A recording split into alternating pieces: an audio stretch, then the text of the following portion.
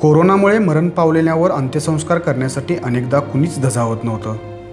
अशात कोल्हापुरात बैतुलमाल कमिटीचे सदस्य पुढे आले आणि जिल्ह्यातील अनेक मृतांना कधी दफन तर कधी अग्नीसुद्धा दिला. त्यांनी जात धर्म बाजूला ठेवत या संकट काळात 200हून अधिक मृतदेहावर अंत्यसंस्कार केले आहेत.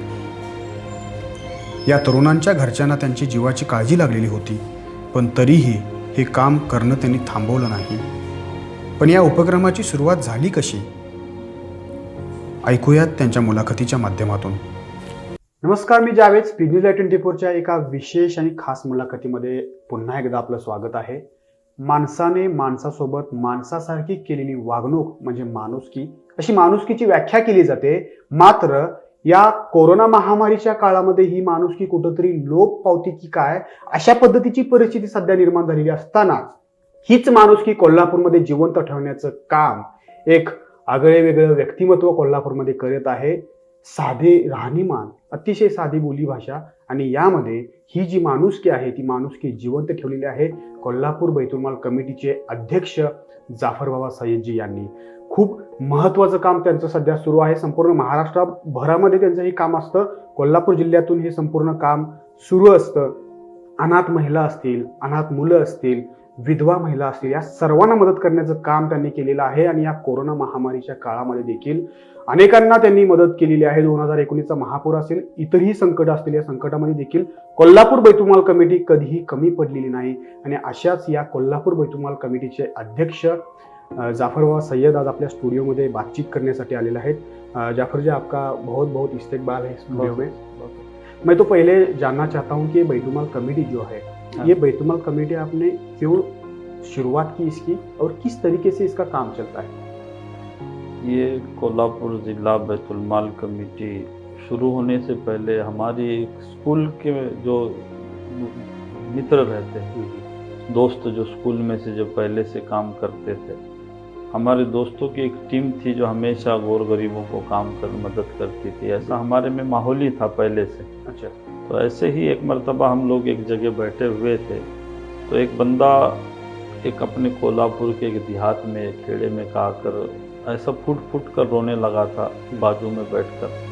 वो हमको जानता नहीं था, हम उसे जानते नहीं थे, लेकिन उसे हमने पूछा कि तू क्यों रो रहा है, क्या मसला है. तो उसने कहा कि मैं एक मजदूर आदमी हूँ और कोल्हापुर के एक देहात में खेड़े में रहता हूँ, और मेरी घरवाली इस वक्त में CPR हॉस्पिटल में डिलीवरी के लिए लाया हूँ. अच्छा. और मेरे पास उसके दवाई के लिए पैसे नहीं है. अगर दवाई वक्त पर नहीं दूंगा तो कुछ भी हो सकता है. वो इस टेंशन में रो रहा था. तब हम लोग वहाँ बैठे थे, हम लोगों ने आपस में पैसे निकाल कर उनकी मदद की. तब हम लोगों ने तय कर लिया कि भाई, ये अपने आंखों के सामने ये आदमी आकर रो रहा है, अपने आंखों के पीछे न जाने कितने लोग रोते होंगे, फिर उनका कोई पूछने वाला नहीं होता रहेगा, या फिर इस गम में न जाने कितने लोग बगैर दवा के, बगैर भूख के, बगैर सहारे के दुनिया से चले गए. तो फिर अगर इनके बारे में भगवान, ऊपर ईश्वर अल्लाह हमसे अगर सवाल करेगा तो हम क्या जवाब देंगे. तो इसलिए भाई एक काम आज से हम लोग शुरू करेंगे कि सब मिलकर पैसे निकालेंगे जेब से और गरीबों की आज से मदद शुरू करेंगे. तो ये शुरुआत हमारी इस काम से शुरू हुआ. वही लोग बैठे हुए थे, हम सब ने आपस में से पैसे निकाले. अब वो पैसे इकट्ठा करते गए, काम चलता गया, यहाँ तक कि फिर शहर में और देहात में के लोग भी जुड़ते गए. आखिरकार आज चलकर ये कोल्हापुर जिला बैतुलमाल कमेटी की शक्ल बनी हुई है. किस तरीके से कमेटी का काम चलता है अभी देखो, इसमें असल में कि पहले शुरू में काम जो हमारा चलता था वो एक छोटा था. छोटा बोले तो क्या, एक हम पहले एक 10-20 घरों को राशन देते थे, या फिर जो भी आता था सामने उनके जो भी ज़रूरत है उसको पूरी होती थी. लेकिन अभी फ़िलहाल तो कोल्हापुर ज़िला बैतुलमाल कमेटी ये हर महीना 300 घरों में राशन दे रही. अच्छा, इसके अंदर कोई मज़हब का मसला नहीं है, या फिर मुसलमानों को दिया जा रहा है या किसी को नहीं दिया जा रहा. सब मज़हब के लिए, सब मज़हब के लिए. बैतुलमाल कमेटी के आंखों के सामने एक ही बात है कि हर दुख दर्द आदमी की हम मदद करें. उसका मज़हब नहीं देखे, इसलिए मज़हब नहीं देखा जाएगा कि जबकि बनाने वाले ने मज़हब नहीं देखा. बिल्कुल. अगर वो देखता तो फिर मज़हब के हिसाब से दुनिया चलती. जैसे मिसाल के तौर पर हिंदू मजहब का आदमी अगर देखता तो उसे ही हिंदू मजहब का भगवान उसे हवा देता और मुस्लिम का भगवान उसे पानी देता। ऐसा ये मजहब ऊपर वाले ने देखा नहीं, वो सबको दे रहा है। तो हमें क्या है, जरूरत पड़ी है कि हम मजहब देखें, इसलिए हम किसी का कोई मजहब नहीं देखते, बस उनकी आने वाली ज़रूरत को देखकर उनकी ज़रूरतों को पूरा किया जा रहा है।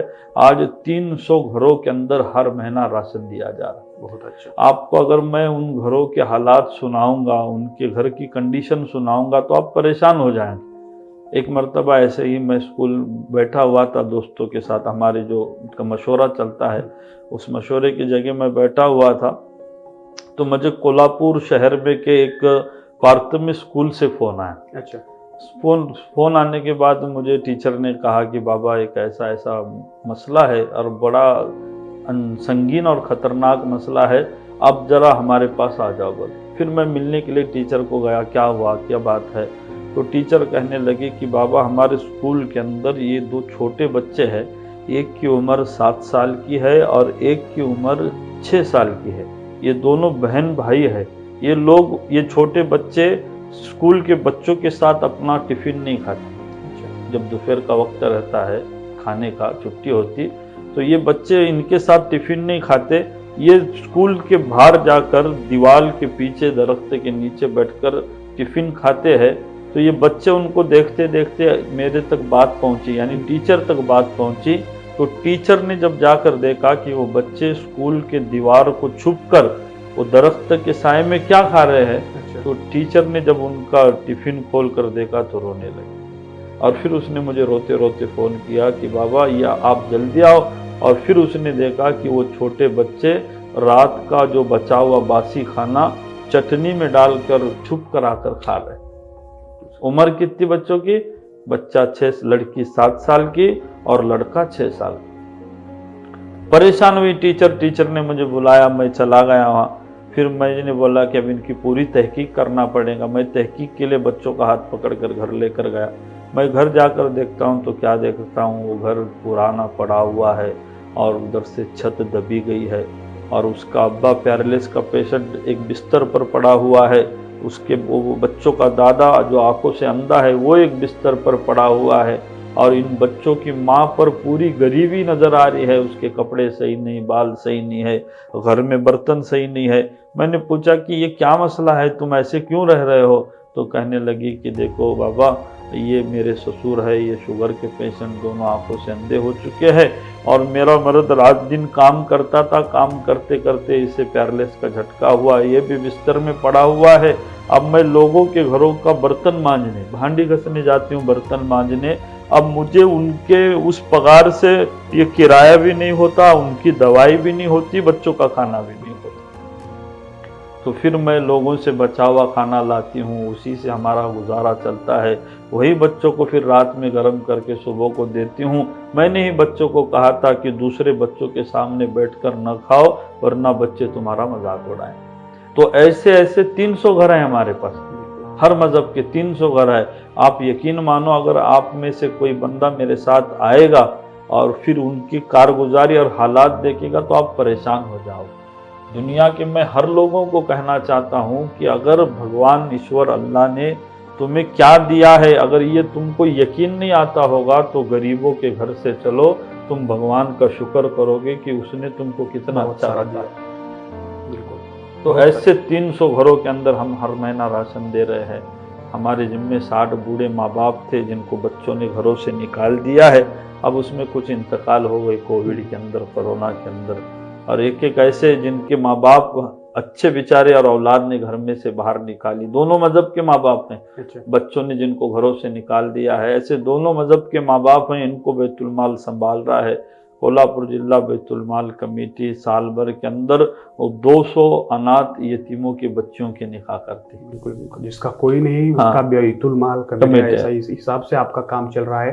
बाबा, अभी कोरोना महामारी में बहुत सारे लोग जो हैं, यहाँ तक कि रिश्तेदार भी आपस में दूर होते रहे थे। और इसमें आपने जो इंसानियत की मिसाल कायम की है, बहुत बड़ी इंसानियत की मिसाल आपने यहाँ पर कायम की है। तो किस तरीके से इस कोरोना महामारी में आपने काम किया है? ये जब से अभी कोरोना शुरू हुआ था और फिर लॉकडाउन का ज़माना था, मसाइल चल रहे थे, उस वक़्त भी गरीबों के पेट का बहुत हाल हुआ। बिल्कुल।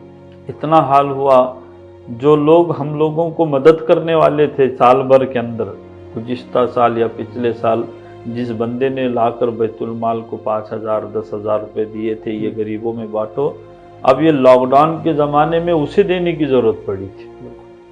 अच्छे अच्छे लोगों को परेशानी हो रही थी, तो हम लोगों ने बाबत मशवरे से तय किया था कि जिनके हालात ख़राब हैं इनको हम लोग राशन शुरू करेंगे, खाली ये लॉकडाउन के लिए, हमेशा के लिए नहीं। तो फिर उसके लिए हम लोगों ने 3,000-3,500 घरों के अंदर 2-2 हज़ार रुपये के किट का, या फिर 1,500 का, या 2 महीने का, 1.5 महीने का, ऐसे उन घरों के अंदर हमने राशन दिया चालू किया था, उतना ही 2 महीने के लिए, शुरुआत के लिए। फिर वो भाजी भी उसके साथ होती थी, पूरी ज़रूरतें भी होती थी। अच्छा, ये करते करते हम लोग रोज़ाना का 230 किलो चावल कोल्हापुर में 8 जगहों पर बना रहे थे। 8 जगह सुबह शाम 230 किलो हमारा चावल पकता था। लंगर शुरू था जो कोल्हापुर के अंदर पूरे तकसीम होता था, जहाँ लोग फंसे हुए हैं, स्कूल कॉलेज का मसला है, या फिर बस स्टैंड पर, रेलवे स्टेशन पर, या फिर मजदूर किस्म के आदमी जो कि कई कई जगह पर फंसे हुए हैं, उनको हमारा 2 वक्त का खाना पहुंचता था। ये चल रहा था हमारा काम, और हम लोग खुशी से काम भी कर रहे थे। आप यकीन मानो, हमने ईद भी ऐसी ही की। रमज़ान थी उस वक़्त, रमज़ान ईद थी, लेकिन ये ईद भी ये गरीबों के खाने में बांटने में और लॉकडाउन में ही चली गई। हम लोगों की ईद भी सही तरह से नहीं हुई। ये चलते चलते अब मसला जिस वक़्त आया ऐसा कि दवाखाने के मसाइल चल रहे थे। सही। पेशेंट को आईसीयू की ज़रूरत हो रही थी, दवाओं की ज़रूरत हुई थी। तो हमारे जो आयुक्त साहब थे, कलशक्ति साहब, बहुत अच्छे आदमी थे बेचारे, अब अभी रिटायर हुए हैं, दूसरे जगह चले गए शायद। तो उनसे मेरी बात हुई, मैं कलेक्टर ऑफिस में भी गया था, बात हुई। तीनों सर थे वहाँ, मित्तल साहब भी थे और हमारे कलेक्टर साहब भी थे, बंटी साहब भी थे। तो बात हुई तो उन्होंने कहा कि अच्छा काम करते करते तो सीपीआर का भी कुछ तो भी मसला हो तो बहुत अच्छा रहेगा। ऐसी बात हुई हमारे आयुक्त साहब से। तो फिर हम लोगों ने बैठ कर तय किया कि भाई देखो, ये काम कर रहे हैं हम लोग, लेकिन सीपीआर को भी ऐसी कुछ मदद हो जाए ताकि जिससे गरीबों का फ़ायदा हो जाए। सही बात। तो सब बैठकर तय हुआ बात। तो एक हम लोगों ने 30 लाख रुपए का एक ऐसा बेहतरीन आईसीयू बनाकर सीपीआर को दिया कि उसकी कोई मिसाल नहीं। पूरे सीपीआर के अंदर हमारे दोस्त हैं वहाँ, एक बंटी सावंत बोल के, वो हमेशा गरीबों के लिए मदद करते रहते हैं। वो बैतुल माल के हैं, हमेशा रहते हैं, वो हमारे साथ रहते हैं। तो उनसे बैठकर या साथियों से बैठकर हमने फिर एक आईसीयू बनाकर ऐसा बेहतरीन दिया जिससे लोगों को फ़ायदा हो और वहाँ पर पेशेंट आना शुरू हुए। अब ये चलते चलते चलते बड़ा मसला एक आया जिसके अंदर जो लोग कोरोना से मर चुके हैं, जिनकी डेथ कोरोना से हुई है, इनके बॉडियों को मशान भूमि और कब्रिस्तान ले जाने का बहुत बड़ा मसला। ऐसा बड़ा मसला था कि लोग उस वक़्त में अपने आप को जानवर से भी आगे लेकर गए थे। बिल्कुल। आप अगर पहले ज़माने में देखेंगे, सोचेंगे, तो आपको नज़र आएगा कि अगर एक जानवर भी मरा है तो आजू बाजू के दूसरे जानवर उसकी हिफाजत के लिए आकर खड़े होते हैं। लेकिन इस कोरोना ने लोगों को ऐसा डराया था कि सगे बाप की लाश को छोड़कर बच्चा भाग कर जा रहा है। सही बात। जिस माँ ने अपने खून का दूध कर कर, पसीने से जिंदगी बहाकर, इसे बचपन से इतना बड़ा कर कर, सारे अपने अरमानों को दबाकर जिन बच्चों की माँ बाप ने परवरिश की थी, इस कोरोना के ज़माने में वो बच्चे माँ बाप की लाश को भी पकड़ने तैयार नहीं थे। बिल्कुल। ऐसे डेंजर मसाइल आए कोरोना के मौके पर, क्या बोलूँ, हम परेशान हुए। तो फिर हम लोगों ने बैठकर ठहराया कि भाई ये ऐसा होना हम नहीं देंगे। इसलिए होने नहीं देंगे कि ये हमारी कोल्हापुर की नगरी छत्रपति शिवाजी महाराज जी की है, छत्रपति शाहू महाराज जी की है। इन राजाओं ने जब अपने कालखंड के अंदर पूरे समाज को इकट्ठा रखा था।